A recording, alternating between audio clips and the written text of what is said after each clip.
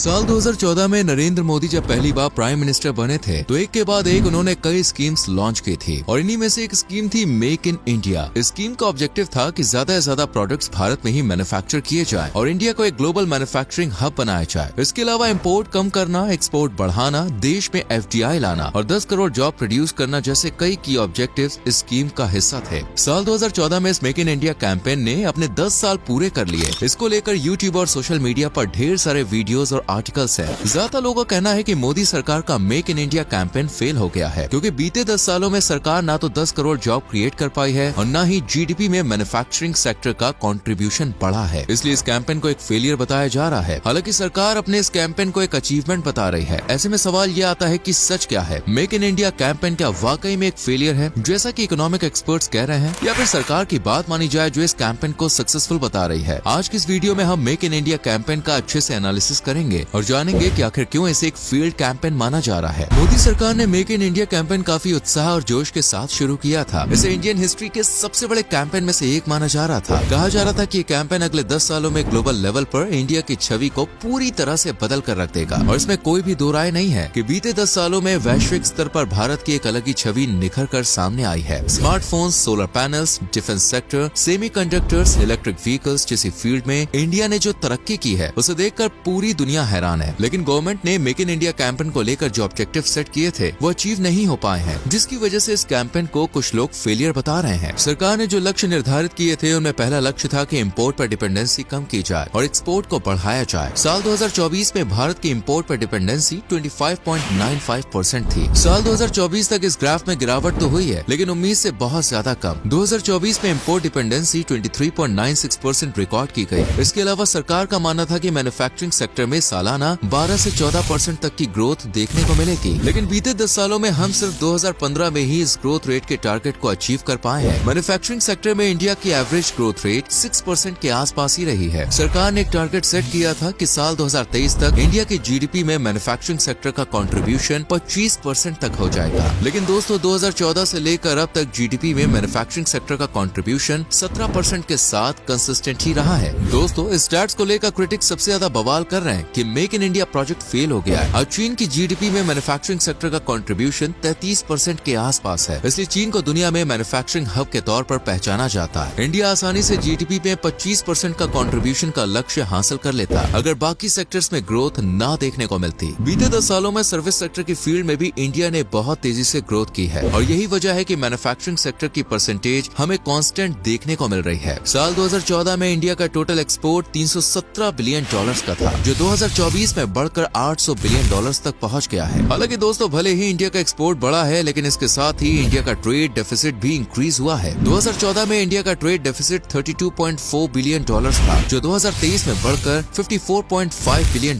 तक पहुंच गया है। ट्रेड डेफिसिट बढ़ने से इकोनॉमी को भारी लॉस होता है। इंडिया को ज्यादा डॉलर्स खरीदने पड़ते हैं और इससे हमारे देश की करेंसी की वैल्यू कम होती है। यही वजह है कि रुपए के मुकाबले डॉलर लगातार मजबूत होता जा रहा है। साथ ही इससे डोमेस्टिक इंडस्ट्रीज खत्म होती हैं और जॉब्स में भी कमी आती है। मेक इन इंडिया कैंपेन के साथ भारत ने लक्ष्य रखा था कि ज्यादा से ज्यादा FDI भारत में लाना है और इस टारगेट को भी सरकार ने वैसे तो अचीव किया है। साल 2024 में इंडिया का टोटल FDI $46.6 बिलियन था, जो 2024 में बढ़कर $80 बिलियन तक पहुंच गया। लेकिन दोस्तों इसकी एक सेकंड साइड भी है। भारत में 10 सालों में इन्वेस्टमेंट भी काफी बढ़ा है। 2014 में इन्वेस्टमेंट $13.6 बिलियन था, जो अब बढ़कर $45 बिलियन तक पहुंच गया है। इन्वेस्टमेंट को कम करने में सरकार विफल रही है और इसलिए मेक इन इंडिया को एक फेल प्रोजेक्ट बता दिया जाता है। सरकार ने 2014 में एक टारगेट सेट किया था कि 10 सालों में मैन्युफैक्चरिंग सेक्टर में 100 मिलियन यानी कि 10 करोड़ जॉब्स क्रिएट करनी है। लेकिन आंकड़ों की माने तो मैन्युफैक्चरिंग सेक्टर में सिर्फ 18 मिलियन जॉब्स ही क्रिएट हो पाई हैं। दोस्तों बहुत से लोग का मानना है कि इंडिया मैन्युफैक्चरिंग सेक्टर पर फोकस क्यों कर रहा है। क्यों सिंगापुर जैसे देशों की तरह हम सिर्फ सर्विस सेक्टर पर फोकस नहीं कर सकते हैं। एक सेक्टर पर फोकस करना कंपैरेटिवली आसान हो जाएगा और ऐसा इंडिया में होना पॉसिबल नहीं है। सर्विस सेक्टर में सिर्फ स्किल्ड पीपल्स के लिए ही जॉब अपॉर्चुनिटीज क्रिएट होती हैं, तो वहीं मैन्युफैक्चरिंग सेक्टर में स्किल्ड, सेमी स्किल्ड और नॉन स्किल्ड सभी को नौकरी के अवसर मिलते हैं। भारत की आबादी में 50% से ज्यादा संख्या सेमी स्किल्ड और नॉन स्किल्ड लेबर की है। आज भारत के GDP में IT सेक्टर का कंट्रीब्यूशन 7.5% है और टेक्सटाइल इंडस्ट्री का कंट्रीब्यूशन 2.3% है। लेकिन दोस्तों बात करें एम्प्लॉयमेंट की तो IT सेक्टर 54 लाख लोगों को रोजगार दे रहा है, जबकि टेक्सटाइल इंडस्ट्री से डायरेक्ट और इनडायरेक्ट वे में 4.5 करोड़ लोगों को रोजगार मिल रहा है। इन सभी आंकड़ों को देखकर यही लग रहा है कि मेक इन इंडिया प्रोजेक्ट असल में फेल हुआ है। सरकार ने जितने भी टारगेट सेट किए थे उनमें से कोई भी ठीक तरह से अचीव नहीं हो पाया है। तो क्या मान लिया जाए कि मेक इन इंडिया प्रोजेक्ट सच में फेलियर है? ऐसा कहना देखिए बहुत जल्दबाजी होगी। सिक्के के दूसरे पहलू के बारे में हम बात करेंगे, लेकिन उससे पहले ये जान लेते हैं कि आखिर make in India project 100% successful क्यों नहीं हो पाया है। दोस्तों, इंडिया की ब्यूरोक्रेसी और काम करने का जो सिस्टम है उसकी वजह से ही असल में मेक इन इंडिया पीछे रह गया। यूं तो सरकार ने मेक इन इंडिया कैंपेन को प्रमोट करने में कोई कमी नहीं छोड़ी। कई स्कीम्स लॉन्च की, लोगों को सस्ती दरों पर लोन दिया, टैक्स रिबेट दी, लेकिन फिर भी कैंपेन के टारगेट अचीव नहीं हो पाए। ऐसा न हो पाने के कई रीजंस हैं। इंडिया में कोई भी बिजनेस सेटअप करना देखिए काफी मुश्किल है। मेक इन इंडिया के तहत सरकार ने लोगों से कहा कि छोटा बड़ा कैसा भी खुद का बिजनेस शुरू करें, फिर वो चाहे छोटी सी फैक्ट्री या कारखाना ही क्यों ना हो। लेकिन इंडिया में बिजनेस शुरू करना इतना आसान नहीं है। कई सारी कंपनियों को इंडस्ट्री और मैन्युफैक्चरिंग यूनिट लगाने के लिए लैंड ही नहीं मिल पाती।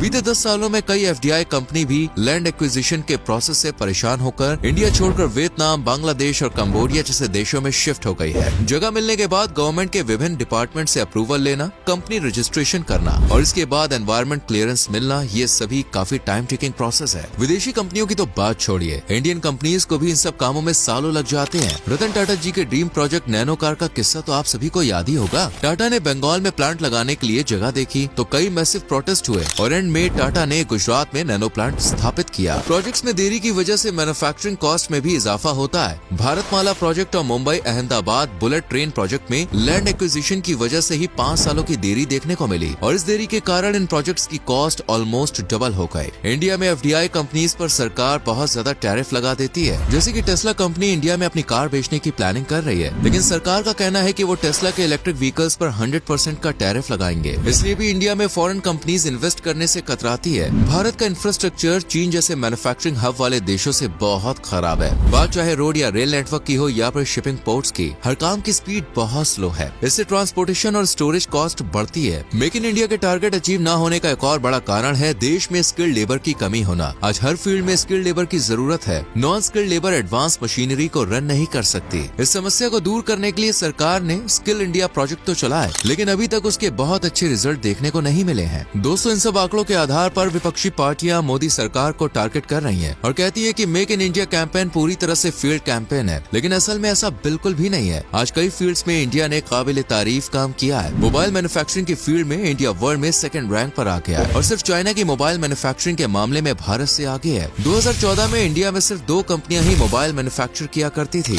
आज इंडिया में 200 से भी ज्यादा मोबाइल मैन्युफैक्चरिंग यूनिट्स है। एप्पल से लेकर सैमसंग तक हर बड़ी कंपनी के फोन इंडिया में बन रहे हैं। मोबाइल सेक्टर में इंडिया का एक्सपोर्ट बीते 10 सालों में 7,500% बढ़ा है। साल 2023 में इंडिया ने 1.2 लाख करोड़ के मोबाइल एक्सपोर्ट किए थे। इसके अलावा टॉय इंडस्ट्री में भी make in India campaign successful रहा है। साल 2014 में इंडिया ने $96 मिलियन के खिलौने एक्सपोर्ट किए थे और 2024 में यह आंकड़ा बढ़कर $325 मिलियन तक पहुंच गया है। साथ ही टॉय इंपोर्ट में 52% की गिरावट देखने को मिली है। मेक इन इंडिया कैंपेन के तहत इंडिया ने सबसे बेहतरीन काम डिफेंस सेक्टर में किया है। साल 2014 में इंडिया अपने डिफेंस सिस्टम को मजबूत करने के लिए अमेरिका, इजराइल और रूस जैसे देशों पर ही आधारित था। डिफेंस सेक्टर में एक्सपोर्ट तो सिर्फ 500 करोड़ था, जो ना के बराबर है, लेकिन आज इंडिया वर्ल्ड में एक मेजर डिफेंस एक्सपोर्टर बनकर उभरा है। साल 2023 में मेक इन इंडिया कैंपेन के अंडर ही इंडिया ने 1.27 लाख करोड़ के डिफेंस प्रोडक्ट्स मैन्युफैक्चर किए थे और लास्ट ईयर इंडिया का डिफेंस एक्सपोर्ट 21,000 करोड़ से ज्यादा का रहा। दुनिया के 90 देशों में भारत ने रक्षा उत्पाद एक्सपोर्ट किए। किया कार्स की मैन्युफैक्चरिंग भारत में हो रही है। कोविड-19 पैंडेमिक से निपटने के लिए भारत ने एक बड़े लेवल पर कोविड वैक्सीन का उत्पादन किया और दुनिया भर में भारत की बनाई वैक्सीन इम्पोर्ट की गई। इन सब के अलावा स्टार्टअप्स की फील्ड में भी मेक इन इंडिया कैंपेन से मदद मिली है। बीते 10 सालों में भारत में हर घंटे एक नया स्टार्टअप खुला है। 1,40,000 से ज्यादा स्टार्टअप 10 सालों में खुले हैं। इनमें 125 से ज्यादा यूनिकॉर्न स्टार्टअप्स भी शामिल हैं। दोस्तों, ये सब कुछ ऐसे स्टैट्स हैं जिन्हें देखकर मेक इन इंडिया कैंपेन को फेलियर कहना सरासर गलत होगा। भारत को सिर्फ कुछ चीजों को बेहतर करना होगा। ईज ऑफ डूइंग बिजनेस में रैंकिंग इंप्रूव करनी होगी। कंपनियों के लिए एनवायरमेंटल क्लियरेंस सिस्टम आसान बनाना होगा। लैंड एक्विजिशन के मामले में गुजरात मॉडल अपनाने की जरूरत है।